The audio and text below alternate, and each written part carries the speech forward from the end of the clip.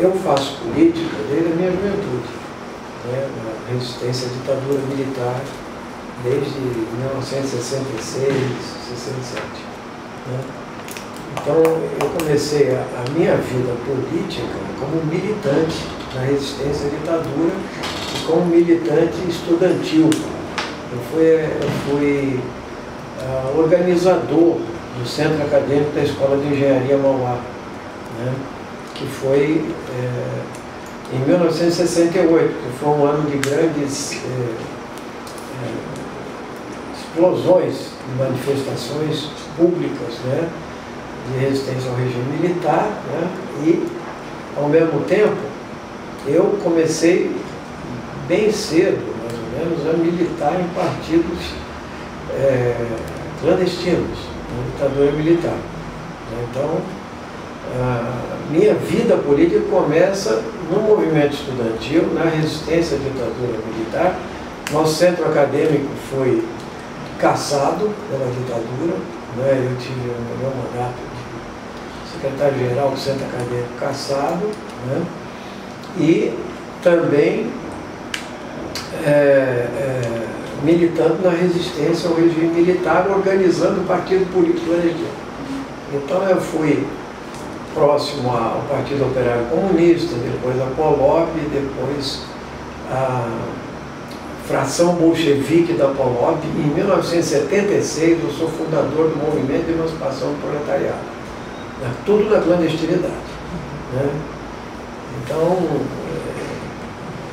político e partido tem tudo a ver. Eu nasço de uma vida orgânica, política, partidária e também de massas. Eu atuava no movimento estudantil, mas quando o regime militar, após a AI-5, ele praticamente impede a participação social e popular, você tinha duas opções: organizar o povo, os trabalhadores, o trabalho de massa mesmo clandestino, ou ir para a luta armada, né?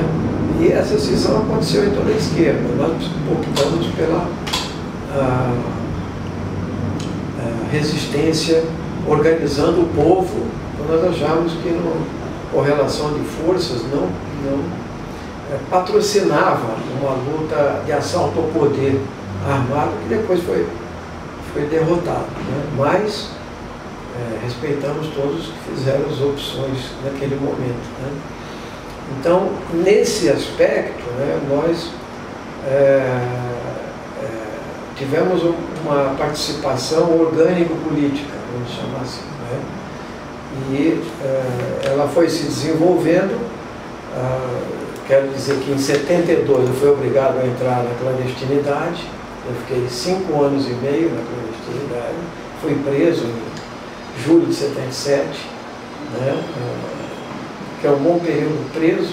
Fiz 2 greves de fome na cadeia, de orgulho, torturado como todos os que passaram pelos cárceres do regime, né? No DOI-CODE, no DOPS, no Rio de Janeiro. E posteriormente o nosso julgamento foi sendo adiado. Então nós tivemos um papel importante na divulgação da máquina de tortura da ditadura. Então nós temos uma carta, saída da cadeia, em que eu participei diretamente da elaboração, detalhando todos os mecanismos de tortura, desde a prisão até as formas sofisticadas que se estabeleceram no Rio de Janeiro, né? E essa carta ajudou-nos a sair da prisão, a relaxar a prisão preventiva, porque ela teve uma ampla repercussão, já naquele momento de extensão lenta, gradual, segura, aspas reais, né? E foi publicada na grande imprensa e no jornal Le Monde, né, na França. Então, a partir daí, assim mesmo sendo libertado 6 meses depois, nosso processo correu e ele demorou muito para ser julgado. Então a gente ficou entre sair do país ou entrar na clandestinidade de novo, mas aí o movimento de anistia cresceu e a gente resolveu ir ao julgamento. Nós fomos ao julgamento na primeira auditoria da Aeronáutica, em dezembro de 78. Nosso julgamento foi o primeiro julgamento em que tinha movimento de massa na anistia, mais de 1000 pessoas na porta da auditoria da Aeronáutica. Isso foi uma virada. Assim mesmo nós fomos condenados a 3 anos de prisão e voltamos para a cadeia. Isso lá no Rio de Janeiro? Isso aí já era dezembro de 78. No Rio de Janeiro. No Rio de Janeiro, tudo no Rio, porque o meu processo correu no Rio. Então, eu estou dando esse histórico porque ele tem uma importância depois na formação política e lideranças. Então, em 78 mesmo, eu já comecei a militar, mesmo estando entre o julgamento e novamente, na legalidade, mesmo estando entre o julgamento e tal. Então, no movimento de anistia, eu sou fundador do jornal socialista Companheiro, que durou de 79 a 81, 3 anos, daqueles jornais alternativos, né, que correram naquele período, né, do regime militar. Então, quando chegou próximo ao movimento da anistia, nós fomos libertados 3 meses antes, porque nosso advogado fez um recurso ao STM e, por não ter antecedentes, né, eles já era um momento de relaxamento. Em seguida veio a anistia. Então, esse é um período em que aí a gente é libertado, um pouco antes da anistia, e eu dirijo esse jornal aí por 3 anos, até final de 81, né? Jornal Socialista, Companheiro, que era vendido mano a mano, sim, né? Como o Intento, vários jornais que naquela época populavam na esquerda, né? Então, eu participei de toda a greve do ABC como jornalista, né? Embora seja engenheiro. Eu também sou professor de matemática, tá? Porque para poder... Pois é, eu fico, você é professor, eu ia perguntar por quê. Enquanto em 1970, quando eu estudava engenharia, eu dava 40 aulas por semana para me sustentar no Estado, né? E aí o Estado estabeleceu uma regra que tinha que ter um diploma de licenciatura de matemática. Então eu peguei toda meu acúmulo da engenharia e terminei o curso de matemática lá em Itajubá, Faculdade de Ciências e Letras de Itajubá. Então, só para vocês terem uma ideia, eu me formei na Mauá de engenharia, eu fiz o último exame já na clandestinidade, com 40 pessoas fazendo a minha segurança lá no Parque Dom Pedro, todo mundo com Fusca ligado, as pessoas no entorno. Eu fui lá, eu precisava de uma segunda época de meio ponto, para passar e tirar o diploma de engenheiro. E fiz, e tirei. E em Itajubá também, eu fechei o curso, né, nesse mesmo ano, quando houveram as quedas do Rio de Janeiro, que determinaram. Eu fui pegar meu diploma de engenheiro só em 79 e pegar o meu diploma de matemática clandestinamente em 76, lá em Itajubá. Então, dois diplomas que eu nunca usei. Quer dizer, o de matemática eu usei porque eu voltei a dar aula depois de 73. Então, só para dizer essa ideia, mas quando eu voltei, eu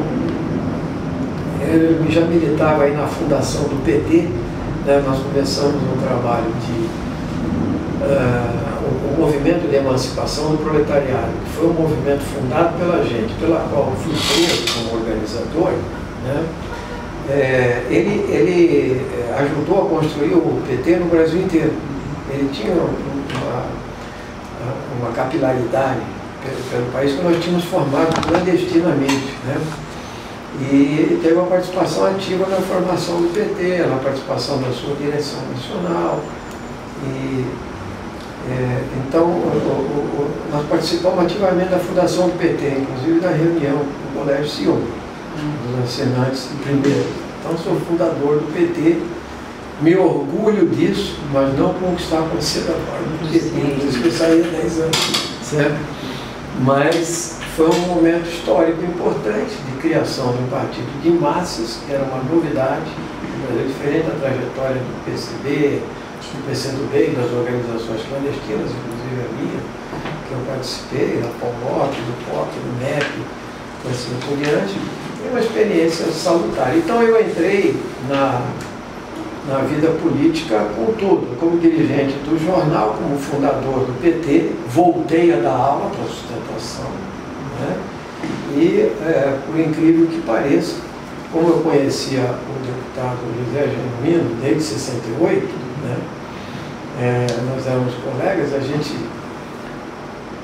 como secretário-geral do Centro Acadêmico, a gente dava guarida a todos aqueles clandestinos da época. Mata Machado, Ernesto Guimarães, Leonino, etc. A gente se conhecia desde então. E a gente se reencontrou, então, na legalidade. Ele ficou preso 5 anos, eu fiquei na clandestinidade. Aí nós fizemos uma campanha conjunta em que eu apoiei ele. Eu fui assessor dele de 82 a 86. Tempo que o Genuíno era um super radical. Depois ele virou um ponteiro 180. Participou da guerrilha, né? Participou da guerrilha do Araguaia, era um nome bastante respeitado na esquerda, né? E tem uma história, realmente a história ninguém apaga, né? O problema é você manter o curso, né? E não cometer erros graves no processo. Essa é a questão. Então, aí o que aconteceu foi o seguinte: nós fundamos o PT e começamos a participar ativamente. Eu fui membro da direção nacional do PT 23 anos, né? Até sair, desde 83, 82, até em 2005. Né? E nós participamos ativamente da campanha das diretas. Aí, inclusive o José Dirceu, que também conheci em 68, no movimento estudantil. E no ano seguinte, então, eu, já com uma liderança, mas veja, eu sou uma liderança que veio de movimento social, que era um movimento estudantil, de formação.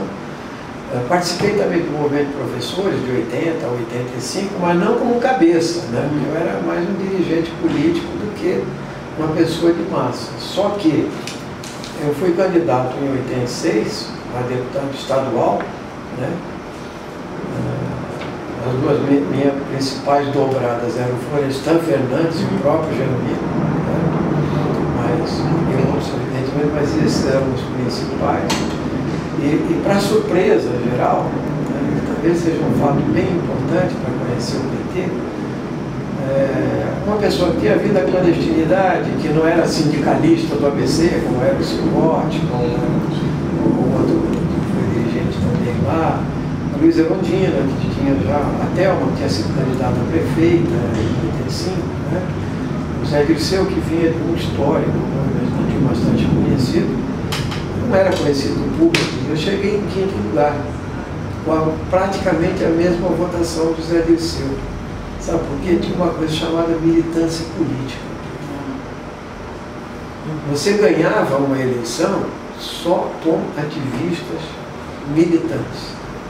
Você ia no diretório do PT, ele era lotado de gente, né? Eles botavam os candidatos lá na frente, defendiam as suas propostas, defendia o teu calibre, o que você queria fazer com o mandato, etc. Você agregava apoiadores, ativistas e militantes. Não tinha dinheiro nenhum, zero dinheiro. Né? E a gente chegou em 5º lugar. Zé Dirceu, que tinha máquina já o secretário-geral do partido, teve 28 mil votos. Né? Das 23.800, eu tive 23.200. Praticamente. Né? Isso mostra o que eu chamaria assim, a energia do PT. É um partido muito energizado na década de 80. Né? Porque ele veio de baixo para cima, ele não tinha uma ideologia clara de esquerda, isso foi dado pela amálgama que se criou, quer dizer, dos partidos de esquerda que vieram da clandestinidade, né? Da Igreja Católica Progressista, Teologia da Libertação, e dos sindicalistas que aderiram, principalmente com o carisma do Lula, mas não só dele, do Dutra, da Bittar e tantos outros aí. Essa amálgama formou o PT e nos deu essa, digamos assim, essa novidade que era criar um partido de massa no Brasil. Né? E foi feito, tanto que é um partido com 9 anos de trajetória apenas, ele conseguiu a façanha de disputar a presidência da República, assustar a burguesia e quase ganhar a eleição. Em 9 anos. Né? Em apenas 9 anos, o tempo histórico é muito pequeno para isso. Né? Então, de verdade, era uma esperança muito grande. Então, o que ocorreu foi que PT teve um papel excepcional no movimento das diretas, pela base de massa que ele construiu, diferente das grandes lideranças antigas, Ulisses Guimarães, o Montoro, o Tancredo, o Brizola mesmo, que era uma grande liderança mais popular, etc., através do Lula em particular. E depois, na Constituinte, com apenas 15 deputados, né, a qualidade falou mais alto. É um pouco o que o pessoal está fazendo em menor escala hoje no Congresso Nacional. Qualidade, nós não temos número, o nosso número é pequeníssimo, né? Quer dizer, mas o que o PT fez na Constituinte, com os nomes que ele elegeu, e com o foco que ele tinha, então, ele tinha uma simbologia enorme. Né? Os deputados constituintes do PT eram muito bons, em geral, o Plínio Sampaio, Florestan Fernandes, o Nível Dutra, o Lula, o Plínio, teve como é que chama o líder estudantil do Rio lá, Vladimir Palmeira, né? Todas essas figuras mostravam uma imensa qualidade. Né? Então, nós chegamos em 89, talvez, como azarões, né? Porque o PT tinha 5% antes, um mês antes da eleição final, tinha 5%. Ele decolou, passou o Brizola por 0,3%, foi o segundo turno do Collor. Né? E aí, evidentemente, criou uma onda na sociedade. E, na nossa opinião, se o PT tivesse ganho aquela eleição, naquele momento, nós teríamos tido talvez o primeiro movimento de ruptura no Brasil. Que nunca teve. Nem na independência, nem na abolição, nem na república, nem em 30, nem em 64. E assim por diante. Eu acho que era um momento histórico, né? Porque possivelmente a gente não conseguia se implementar o programa, mas tinha energia para lutar, para romper, vontade política, que não aconteceu depois. Então o PT depois passa por um processo, eu diria, de domesticação. A gente vai acompanhar o PT, a gente era fundador, eu me reelegi deputado estadual, depois fui deputado federal em 95, foi na eleição, né? E depois nós mantivemos, eu só perdi uma eleição, em 98, foi quando o PT mudou de rumo já. Porque nós acreditávamos que todo mundo estava fazendo campanha ainda sem dinheiro, mas já tinha gente fazendo muito dinheiro, com muitas prefeituras na mão. E a gente fez a nossa meta e ficamos na 5ª suplência. Mesmo assim eu assumi um ano e pouco de mandato como suplente. Daí, com o Lula eu voltei e em 2005 nós saímos do PT, voltamos com o PT, e depois esses 3 últimos mandatos então fui pelo PSOL, né? Essas 3 eleições seguidas. Eu tenho a dizer, se você me perguntar por que você é político, bom, claro, eu sou um político com mandato nessa sequência toda que está aí, mas a minha vida política começou muito antes do seu mandato, né? Quer dizer, e também, quando eu perdi o mandato, entre 98 e 2001, continuei fazendo política dentro do PT e no movimento social. Então, fazer política é ter um projeto, né? Quer dizer, como diria o velho Lenin, a política é a alma de cada ação. Né?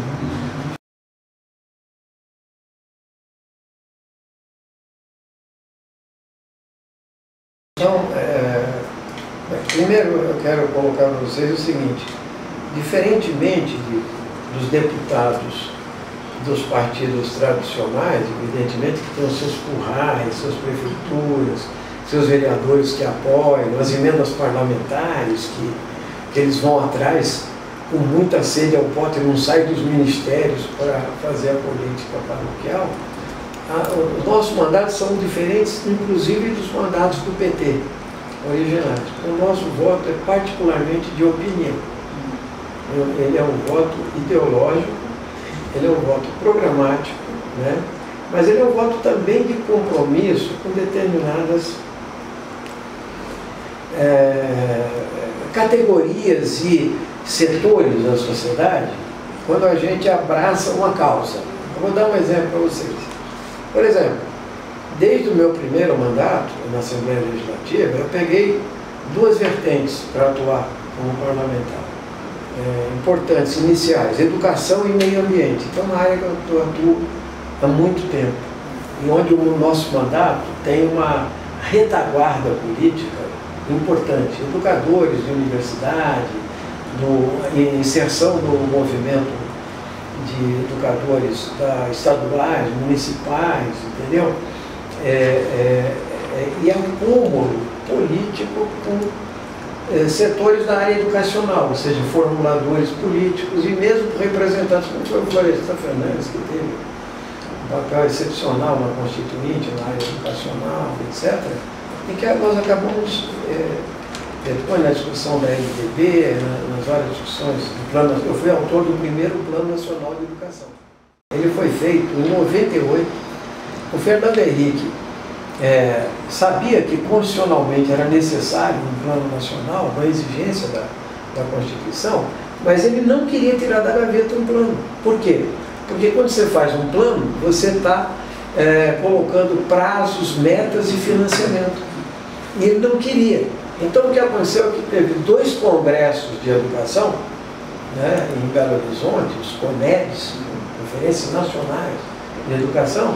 Eu tive o privilégio de ser escolhido pelo conjunto das entidades para encabeçar o plano, assinado por vários parlamentares, né, para encabeçar o plano de 98. Quando nós apresentamos o plano no Congresso, que era assim: apresente-se o Plano Nacional de Educação, o resto era a nossa proposta de metas, de prazos, de financiamento e tal, qualidade do ensino.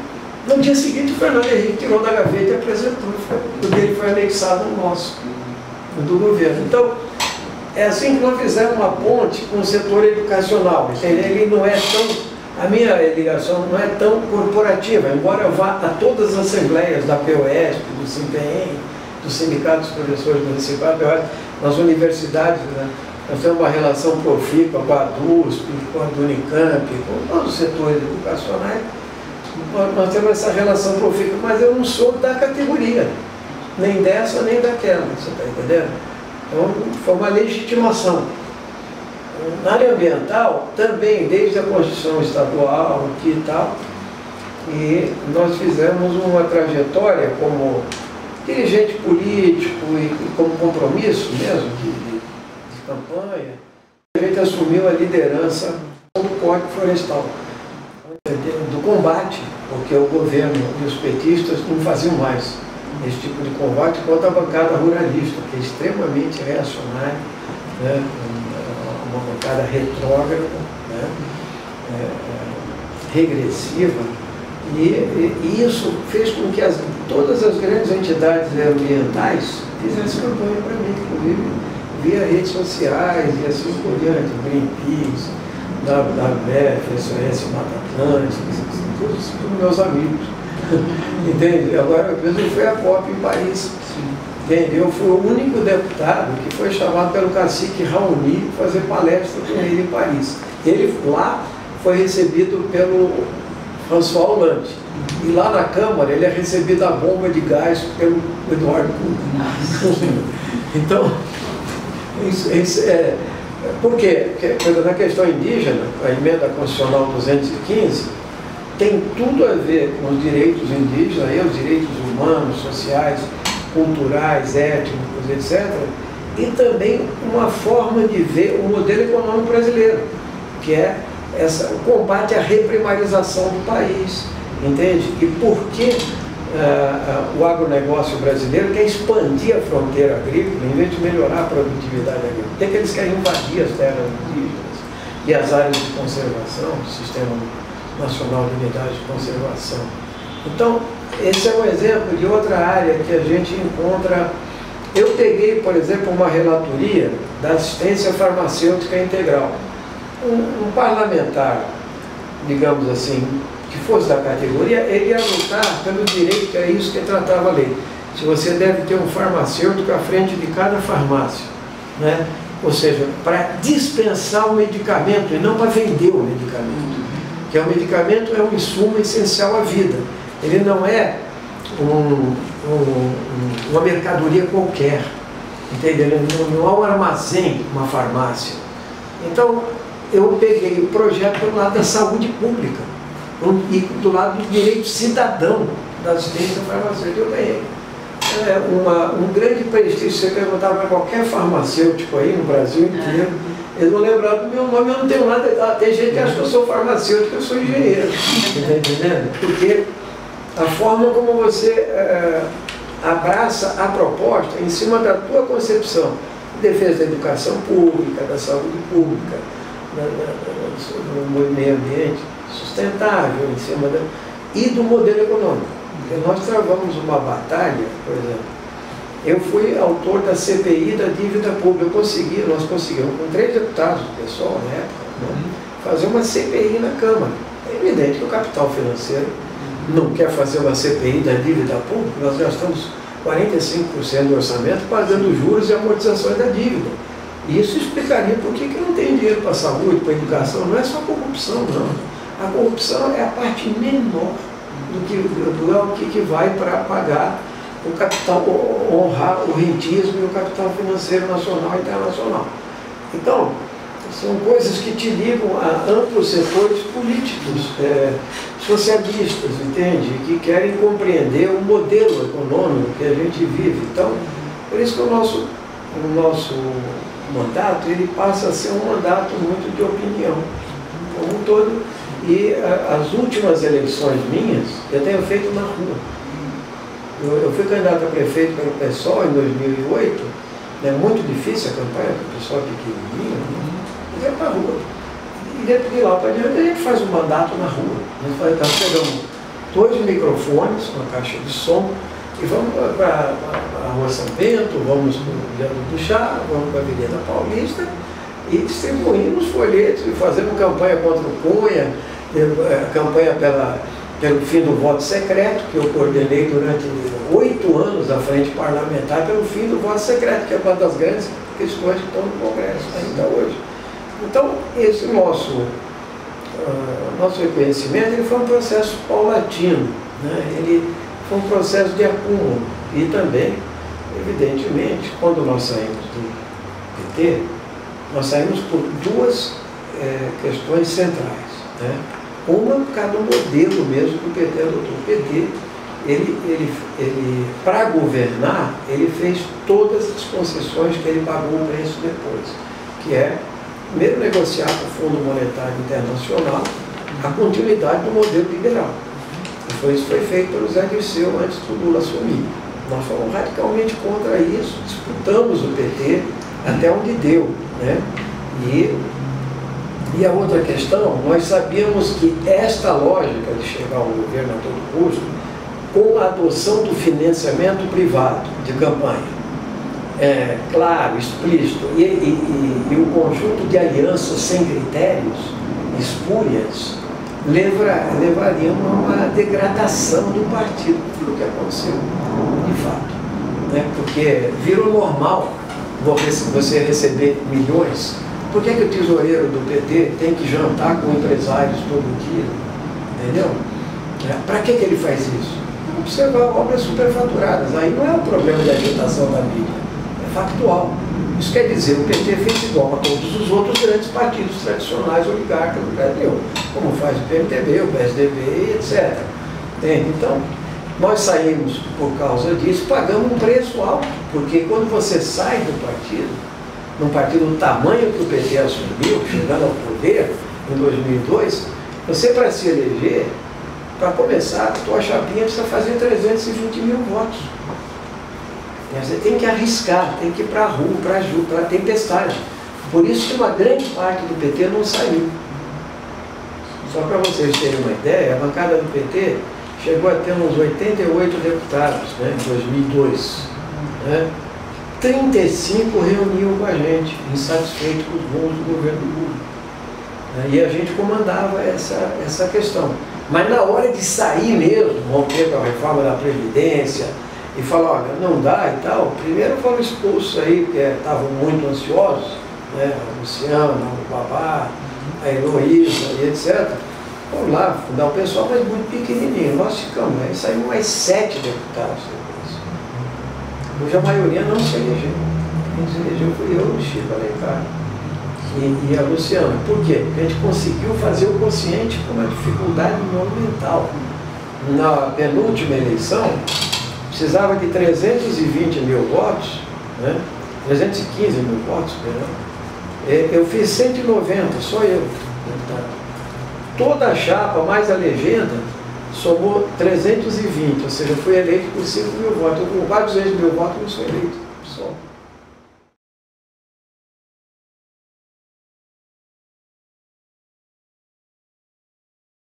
A característica do PSOL, veja, em algum sentido, é um resgate, que eu chamaria, das próprias origens do PT.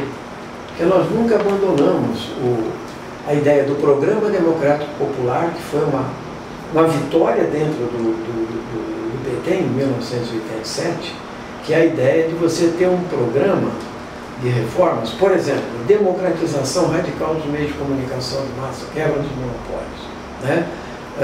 Reforma agrária, reforma urbana, entende?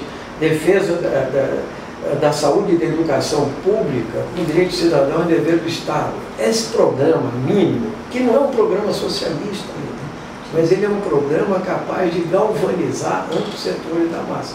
O PT, ao assumir esse programa, ele assumiu uma radicalidade grande, sem ainda apresentar um projeto socialista. Nós, no PSOL, quando nós entramos, nós tínhamos muitas pessoas, que a Luiz Helena já tinha saído, doutrinárias. Doutrinário quer dizer o seguinte: eles acham que você vai dar um salto para o socialismo. Então você precisa colocar os trabalhadores e o povo em marcha pelo seu programa que diz respeito às grandes transformações estruturais, como o Florestan Fernandes dizia, as tarefas nacionais e democráticas que a burguesia nunca fez. Entende? Então, nós não queremos uma etapa para a Revolução, mas vai cumprir tarefas ainda. Uma delas é essa. Você falou da Veja, né? Como é que um partido como o PT, entende, que está sendo surrado pela Veja todo dia, continua fazendo com que o Banco do Brasil, a Caixa Econômica, então, continue financiando eles? Você não faz enfrentamento. Qual é a grande divergência? A divergência é essa. Entende? Eles achavam que sempre é possível você contornar os obstáculos, né? É o Lula, né? Os ricos, o programa do ganha-ganha. Então, os ricos ganham muito, os pobres ganham um pouco, e todos estão satisfeitos. Só que quando vem a crise, os pobres começam a perder muito, o capital financeiro continua ganhando muito, a burguesia continua sonegando impostos, entende? E você não tem um programa para taxar as grandes fortunas, tem as grandes heranças, para fazer auditoria da dívida pública, que era o que a CPI nossa queria naquele momento, e etc. Então, você fica no meio encalacrado. Então, é um partido de esquerda que leva um programa liberal de direita. A diferença do PSOL, que é a tua pergunta, é que o PSOL, ele procura ser coerente com esse programa democrático e popular. Ele não deve ter pressa de chegar ao poder a todo custo, ou seja, fazendo concessões que vão nos macular, mas, por outro lado, ele não deve ser um partido que não seja capaz de reconhecer o nível de organização e consciência da classe trabalhadora, fazer propostas palpáveis para mobilizar, entende? E manter a ética na política. A cara do nosso partido hoje, talvez seja o partido que tem mais visibilidade institucional, né, o PSOL, e que não está maculado pelo financiamento empresarial de campanha, né? Então, isso nos deu um handicap no momento que isso não é bom, inclusive, para a democracia. A maioria do povo acha que o grande problema nacional é a corrupção, 34%, enquanto que o emprego, a saúde e a educação viriam bem abaixo disso, 12, 14, 9, etc., né?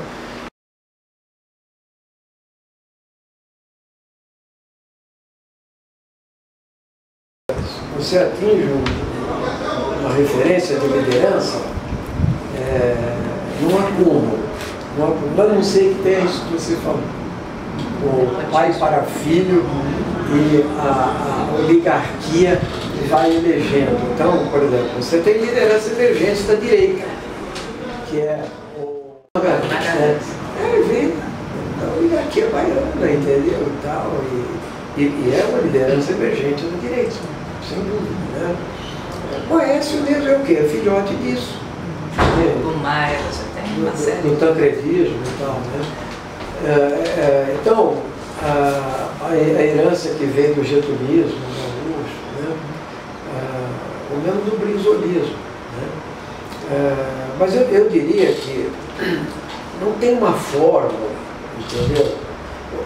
Uma coisa é a formação política. Todos os partidos de esquerda, antigamente, os partidos da clandestinidade, eles tinham como orientação um projeto de formação política.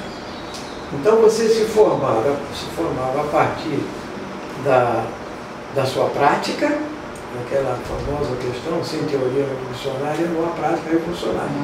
Entende? Mas você precisa ter prática revolucionária também, senão você vira só um intelectual, um acadêmico, ou coisa desse tipo. Então, isso é uma orientação que tinha na esquerda, mas ela não chegou a ser importante no PT, tá entendendo? Que foi um partido de massas. Eu diria que as fundações dos partidos, que teoricamente deviam cumprir esse papel, raramente cumprem, né? E quando a gente vê na TV alguns programas de TV de partidos mais fisiológicos, assim, aqui tem uma escola de formação, entende? Na minha opinião, aquela é a escola de fisiologismo e de clientelismo, não tem nada a ver com formação. A formação de liderança, ela é algo mais complexo, que é informação, formação e atuação, entende? E isso não vale só para a esquerda, vale também para as outras ideologias. Então, eu diria que você pode querer talvez chegar à pergunta, nós temos uma carência muito grande de lideranças, um vácuo, né, de liderança? Sim e não, está entendendo? Porque, por exemplo, eu acho que pós o regime militar, se você for ver, teve um grande peso as lideranças que atuaram em 64 e 68, né, dos movimentos de resistência à ditadura, muitos do movimento estudantil, certo?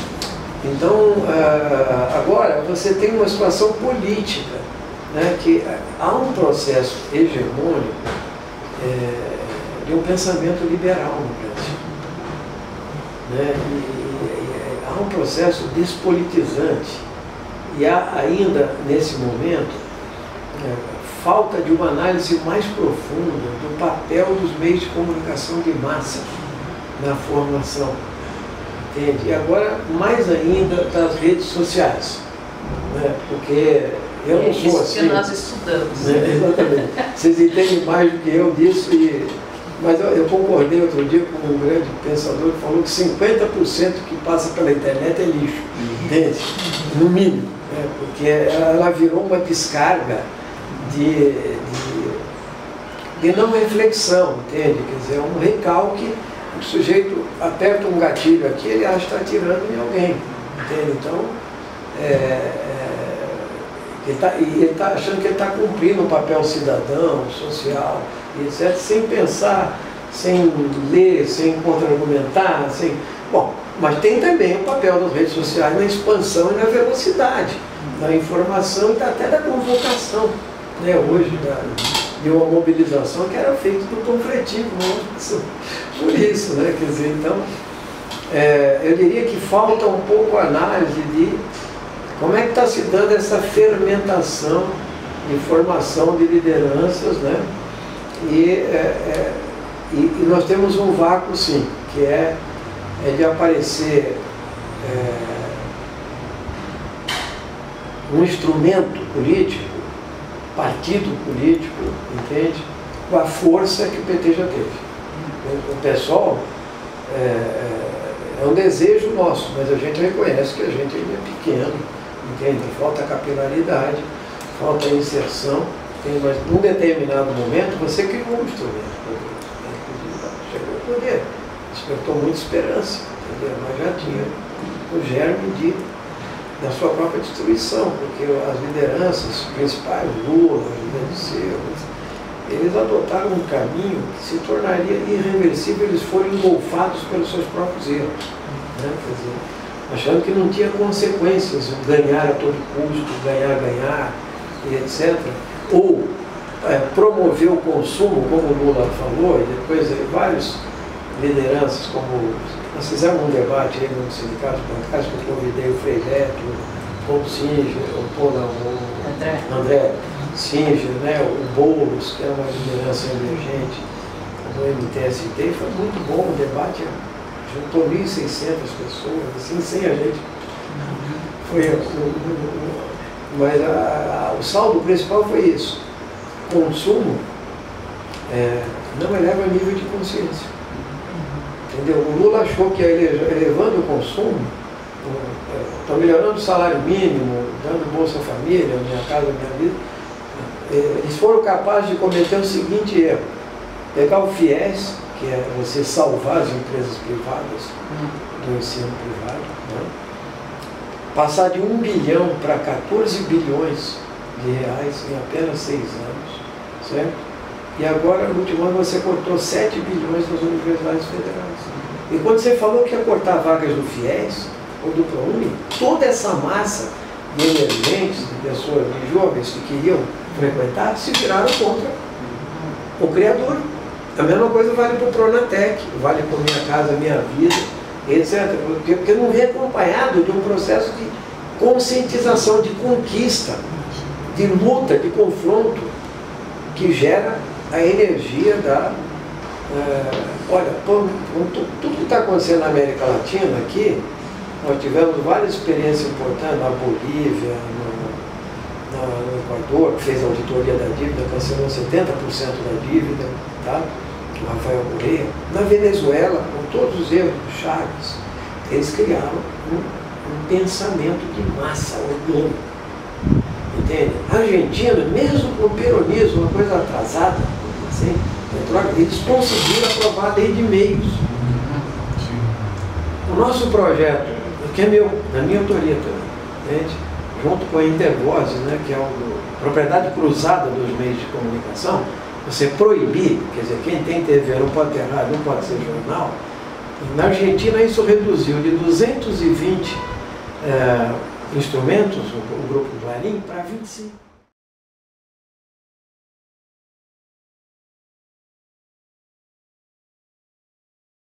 A minha relação com a mídia tradicional foi sempre de grandes dificuldades, porque nós não nos submetemos à pauta do senso comum ou à pauta liberal.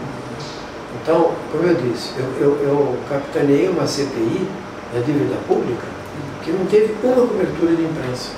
Talvez fosse a coisa mais importante que a Câmara discutiu. Saiu um relatório paralelo de 900 páginas do Ministério Público e tal. Por quê? Porque essa pauta não interessa, eles são financiados pelo capital financeiro, pelo Itaú, pelo Bradesco, assim por diante. Né? A nossa relação com a mídia, primeiro, é de independência. Nós não andamos atrás da mídia. Agora nós construímos uma pauta que polariza. E quando ela polariza, a gente pode ser ouvido. Seja nas questões éticas, seja nas questões ambientais, seja nas questões educacionais, entendeu? Ou da grande política. Né?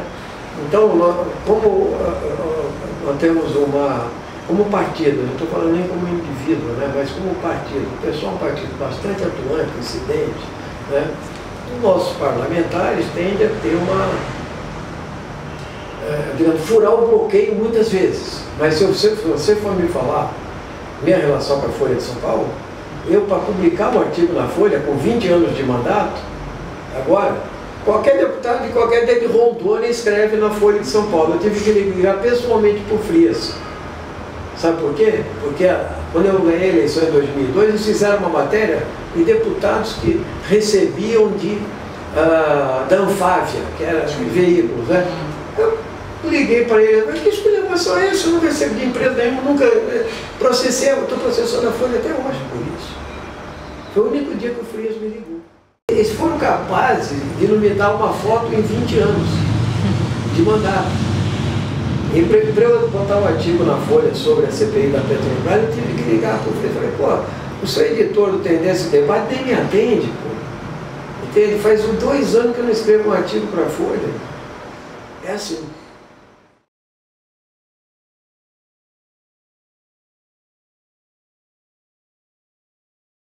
A gente faz um mandato na rua, imprime panfleto, Você está entendendo? Tem o Twitter, que a gente deu uma recuada, né? Porque o Facebook hoje é bem mais amplo, mas também operamos o Twitter e tal. E o Facebook é um Facebook bem político mesmo, sabe? Ele não entra em questões pessoais, pode se observar. Eu só faço posicionamentos políticos, né?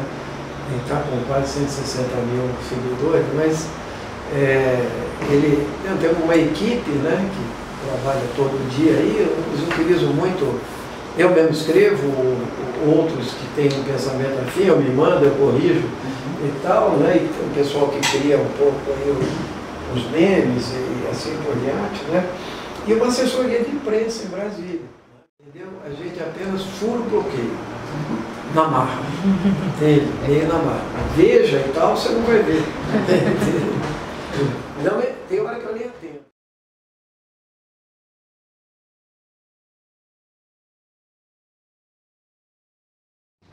Você tem alguns fenômenos novos acontecendo, particularmente depois de 2013. Tá? Que foi uma movimentação atípica, assim, eu acho que foi um levante. Né? Na verdade, é um movimento que começou pela esquerda, um movimento passe livre, e ele foi controlado pela participação progressista, democrática, até a terceira passeata. Aquela que teve a repressão era uma passeata de esquerda, e aquela que respondeu ao Alckmin, a sua total repressão, ela teve uma grande expressão de esquerda, mas já com participação de elementos de direita. Eu fui a todas. A seguinte foi uma manifestação em que começou-se a bater contra as bandeiras dos partidos políticos, e usar até a violência, né? Embora também tivesse a esquerda. Tá? Nós tivemos aí uma emergência, eu diria que a direita voltou a gostar de ir para a rua. Entendeu? Ela tomou gosto pela rua, que ela não tinha desde 64, desde a marcha, porque ela estava representada pela ditadura e ela teve que ficar quietinha no pós-ditadura. Né? Então, eu acho que tem uma emergência do pensamento liberal de direita. Essas lideranças que comandam esses movimentos aqui, eu acho que são lideranças que são bastante infladas pela mídia, entende? É aquele Kim Kataguiri. Esse cara foi me entrevistar lá no Congresso, eu quase me falo, uma vontade, é uma brincadeira de mau gosto. Um garoto que não entende nada de nada, é um liberal, entende? E cheio de vontades, porque a mídia alimenta, entende? Porque... Agora, é evidente que ele captou um sentimento conservador no ar, não ele, aquele chefe também. Todos eles são de matriz ultraliberal. Eu diria que eles são mais liberais do que o PSDB, entende? Quando não são aí revoltados online, pró-ditadura, pró-volta militar, essas coisas todas. Então, tem essas lideranças emergentes, mas eu não vejo organicidade neles. Agora, você tem uma dificuldade de emergência de liderança de esquerda. O principal partido de esquerda, eu diria que é o PT, né, foi, né, essa expressão da esquerda, foi a simbologia da esquerda. Hoje ele não tem moral nenhuma, ele não produz liderança nenhuma. Pelo contrário, ele está produzindo uma dispersão e uma derrota. O PCdoB, que tem liderança, domina a UNE, a UBS, etc., ele se burocratizou de tal forma que ele não tem um peso de mobilização, embora ele controle do aparelho. Né? Ainda é um partido menos atingido pelos escândalos, né? Apesar de estar muito atrelado ao governo, ele se preservou. Né? O pessoal tem algumas lideranças, mas ele é pequeno ainda para ocupar esse espaço. E nós estamos vendo a emergência, como você falou, de movimentos horizontalizados, ou anarquistas, ou eu diria autônomos, usando esse termo, né? Que eu acho que são movimentos de fôlego curto. Porque você pode até, o assembleísmo, o democratismo nas assembleias, a não participação de partidos ou de políticos nos atos, ela se dá pela direita e às vezes se dá pela esquerda também. É uma negação inicial da política, mas eu acho que ela tem limites, porque não se conheceu ainda, entende? Outra forma de canalizar um pensamento e um programa que não através dos partidos, que são parte da sociedade. Então não tem. Mesmo essa liderança emergente da direita, agora já estão pensando em desfiliar esse candidato. Antigamente eles falavam, não, já estão falando em você. Então, são movimentos horizontais que podem ter um papel na movimentação importante. O autonomismo ainda também ele é fraco, ele é frágil, ele não tem essa... Nós estamos vivendo, sim, uma baixa, vamos chamar assim, de emergência de liderança, mas exatamente porque não tem grandes movimentos de massa, que as lideranças emergem debaixo de movimentos. É evidente que se você tem partidos políticos estruturados, um surgimento de um movimento de massas mais generalizado, que ultrapassa as fronteiras partidárias, então você pode emergir com pessoas que venham do próprio movimento ou então já são ligadas a alguma das agremiações existentes, né? Mas o que precisa é que se recrie um movimento de massas autêntico. Entende? Se você tiver uma grande movimentação de massa, pela direita ou pela esquerda, vão emergir lideranças. Isso certamente. Queríamos agradecer a sua disponibilidade.